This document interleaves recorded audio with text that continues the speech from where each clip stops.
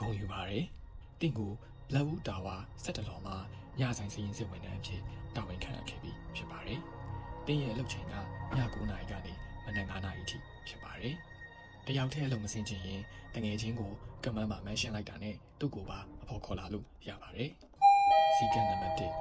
17လသွားမယ်ကလေးကားကည9:59မိနစ်တိမှာပွင့်ပါလိမ့်မယ်။တခြားချိန်ကိုပြနေရဆိုရင်အရေးပေါ်ခလုတ်ကိုနှိပ်ပြီးခဏဆောင်ပါ။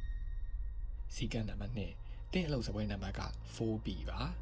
တင့်ကီးပုတ်ပေါ်မှာမဆုစာရွက်လေးတစ်ခုတွေ့ရင်ဖတ်ပြီးရနဲ့ချက်ချင်းဖြဲလိုက်ပါစီကံနံပါတ်3ကော်ဖီဆက်ကမနက်တနာရီတိမှာဘယ်သူမှမရှိပဲအလိုလိုဆက်ပွင့်လာပြီးကော်ဖီဖြော်နေပါလိမ့်မယ်။ကိုယ်ကားရောင်ကော်ဖီဖြစ်နေရင်ခွက်ကိုလက်နဲ့မထိပါနဲ့စီကံနံပါတ်4ကွန်ပျူတာခန်းထဲကနေ mouse နှိပ်တံကိုကြားရပါလိမ့်မယ်။မကြားချင်အောင်စောင့်နေပါ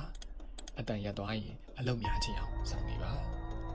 စီကံနံပါတ်5မနက်2နာရီနဲ့3နာရီကြားထဲမှာစပွဲနံပါတ် 7C ရဲ့ monitor screen ပေါ်မှာလူရိပ်တစ်ခုကိုတွေ့ရင်လှည့်မကြည့်ပါနဲ့တင်အလုပ်လောက်လားမလောက်လားကိုလာစစ်ဆေးရပါစီကံနံပါတ်6မနက်4နာရီမှာအနောက်တိုင်းဝတ်စုံဝတ်ထားတဲ့အမျိုးသားတစ်ယောက်ရောက်လာပါလိမ့်မယ်စာရွက်တစ်ခုမှာတင်ကိုလက်မှတ်ထိုးခိုင်းပါလိမ့်မယ်ငါမထိုးပေးနိုင်ဘူးပြောလိုက်တာနဲ့သူထွက်သွားပါလိမ့်မယ်